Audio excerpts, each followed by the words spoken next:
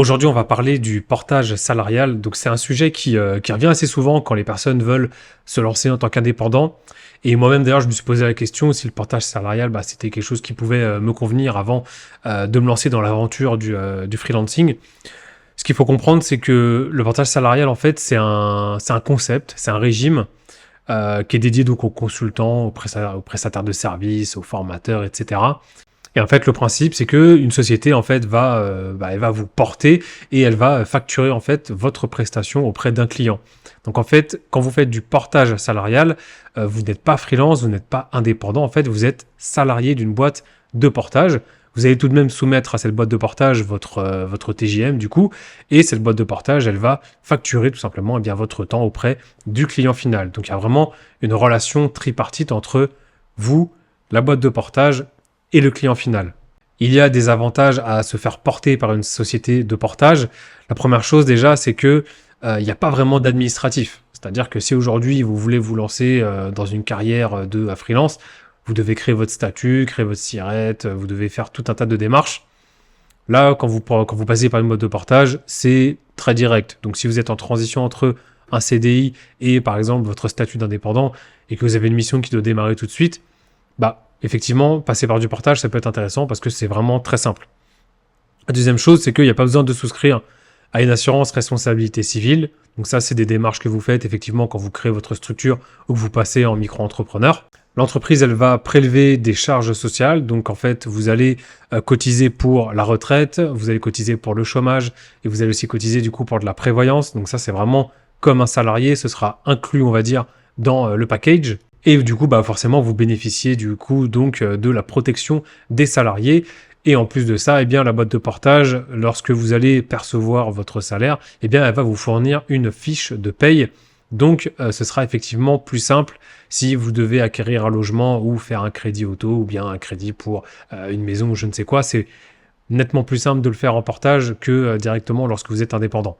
Donc voilà, ce qu'il faut retenir, c'est que c'est un régime qui est protecteur, on ne prend pas énormément de risques. Et donc demain, si jamais vous perdez votre client ou que votre mission s'arrête, qu'il n'a plus de budget ou je ne sais quelle raison, au moins avec le portage salarial, vous avez le chômage. Donc pour les personnes qui sont en recherche de sécurité, c'est vraiment très intéressant pour eux. Maintenant, on va passer sur la partie du coup inconvénients. Donc il y a plusieurs inconvénients forcément à être portés. La première chose déjà, c'est que vu que vous passez par une boîte de portage, forcément, cette boîte, elle va prendre des frais de gestion. Et ces frais de gestion peuvent être à hauteur de 10 à 15% en fonction du chiffre d'affaires que vous réalisez, ce qui est quand même beaucoup. Et en plus de ça, vu que derrière, elle va vous délivrer une fiche de paye, forcément, elle va soustraire, vous allez du coup payer toutes les charges patronales et les cotisations sociales. Et ensuite, après, une fois que vous avez déduit donc votre marge et ces charges-là, elle va vous verser votre salaire. Ça peut représenter quand même un écart assez important sur le chiffre d'affaires que vous avez facturé. On va prendre un exemple. Si, imaginons que, par exemple, vous ayez fait 100 000 € à l'année de chiffre d'affaires, on va partir sur 10% de marge que va prendre votre boîte de portage. Donc, on passe de 100 000 € à 90 000, ce qui est déjà pas mal. Et ensuite, on va enlever du coup les charges patronales et les cotisations salariales. Ça représente généralement entre 40 et 50% de votre chiffre d'affaires du coup. Et donc, vous allez tomber à peu près à 45 000 € net. Et du coup, c'est forcément hyper coûteux. Sachant que en plus, en tant que salarié porté, c'est vous qui apportez la mission. La boîte de portage, elle ne va pas vous trouver votre mission. C'est vous qui apportez le client. Ce qui veut dire que vous, vis-à-vis de la société de portage, en fait, vous apportez du business. Elle va juste prendre du temps pour vous faire votre fiche de paye. Donc, en gros, une fois par mois. Et elle va prendre une marge par rapport à ça. Et derrière, vous allez payer du coup tout un tas de charges patronales et des cotisations salariales qui font que finalement, votre bénéfice, votre résultat net, au final, il n'est pas hyper élevé. Alors, moi, mon avis déjà, donc pourquoi je ne suis pas passé par une boîte de portage ? La raison de ma part, elle est purement financière. La première chose, c'est que je me vois pas en fait amener un client. J'arrive comme ça en disant à une boîte de portage, j'ai trouvé mon client, on a déjà fait la négociation, mon TJM, il est de temps, c'est comme ça que ça se passe.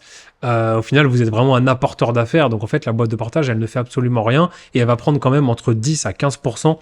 Je trouve ça énorme pour des frais de gestion qui sont, à mon sens, voilà, pas forcément équitables, mais bon, ça encore, ça se discute. Donc je trouve que ça coûte cher. Et le deuxième point, c'est ma philosophie, c'est que quand on veut se lancer dans une aventure d'indépendant, bah, on cherche à être indépendant. Donc en fait, le fait d'être salarié d'une boîte de portage, même si au final on trouve un client et on peut négocier un TJM, le fait que derrière, eh bien, on ait du chômage, c'est rassurant, mais je trouve qu'on n'est pas quand même dans cette philosophie d'entrepreneur où on doit en fait se forcer à se créer un réseau, à démarcher des clients, à faire de la prospection et tout simplement à chercher la croissance de son activité.